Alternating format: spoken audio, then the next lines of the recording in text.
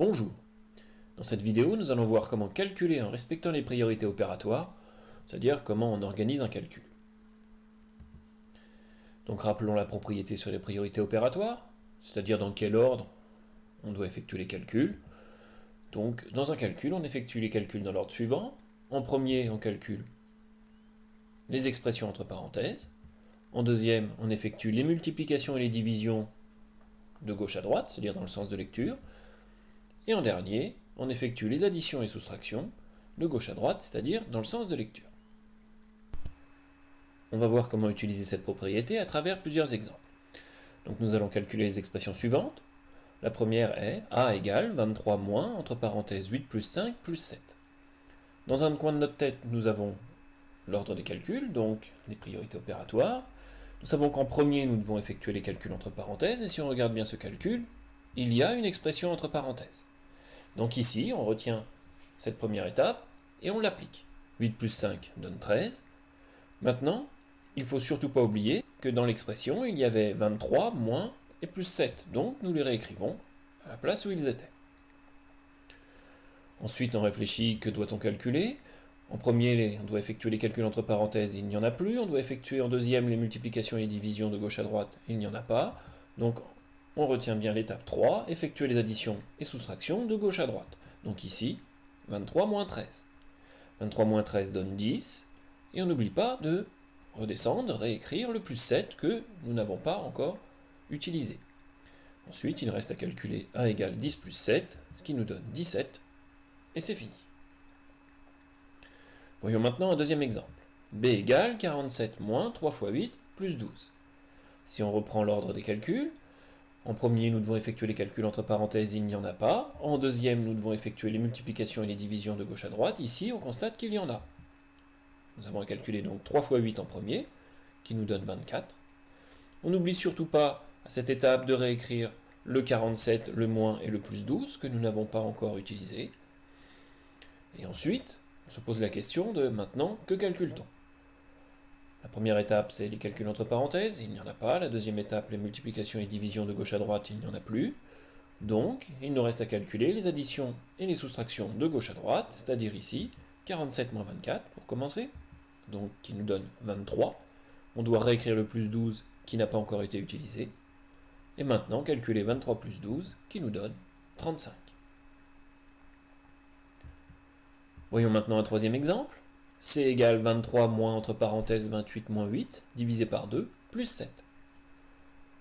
Donc, rappelez-vous de l'ordre des calculs. En premier, on doit effectuer les calculs entre parenthèses. Il y en a ici. Donc, on calcule 28 moins 8 qui nous donne 20. Tout le reste doit être réécrit à sa place. Maintenant, on se pose la question, que doit-on calculer? Des parenthèses, il n'y en a pas, donc on ne doit pas effectuer de calcul entre parenthèses ici. En deuxième, on doit effectuer les multiplications et les divisions, et on repère qu'ici, il y a une division. Donc on effectue 20 divisé par 2, qui donne 10. Le reste doit être réécrit. Maintenant, que doit-on calculer? Il n'y a plus de parenthèses, il n'y a plus de multiplication et de division, donc on effectue les additions et les soustractions de gauche à droite. Donc ici, 23 moins 10 doit être calculé en premier. Donc on écrit C égale 13, et on n'oublie surtout pas de réécrire le plus 7 qui n'a pas encore été utilisé. On calcule maintenant 13 plus 7, ça nous donne 20. Nous allons maintenant calculer l'expression D égale 17 moins, ouvrez la parenthèse, 2 fois 5 moins, ouvrez une parenthèse, 13 moins 5, fermez les deux parenthèses. Nous allons voir comment organiser ce calcul. On se rend compte tout de suite qu'il est plus complexe que les précédents, car cette expression, entre parenthèses, contient une multiplication, une soustraction et une autre expression entre parenthèses. Donc il faut aussi appliquer les priorités de calcul à cette expression, donc à l'intérieur des grandes parenthèses.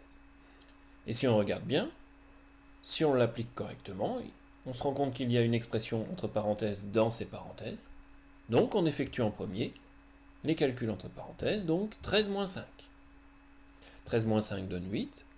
Et on réécrit tout le reste, c'est-à-dire tout ce qui n'a pas encore été utilisé. Donc, on n'oublie pas non plus de réécrire la grande parenthèse. Maintenant, dans cette grande parenthèse, qui doit être calculée en premier, que doit-on calculer? Nous voyons une multiplication et une soustraction. Les priorités de calcul nous disent que les multiplications doivent être calculées avant les soustractions, donc on calcule en premier 2 fois 5. Tout le reste va être réécrit, mais 2 fois 5 donne 10, et ensuite on réécrit tout le reste. Maintenant, que doit-on calculer? Les parenthèses n'ont toujours pas disparu, car nous n'avons pas fini de calculer ce qui était à l'intérieur. Donc on calcule en premier l'expression entre parenthèses, donc 10 moins 8, qui donne 2, et on réécrit le 17 et la soustraction. Il nous reste à calculer maintenant 17 moins 2, donc on obtient 15. Et le calcul est terminé. Ces priorités de calcul devront être toujours utilisées. Que vos nombres soient des nombres entiers, des nombres décimaux, que les nombres dans le calcul soient des nombres en écriture fractionnaire. Voilà, il faudra toujours appliquer cet ordre des calculs. Voilà, c'est terminé, et maintenant, à vous de jouer.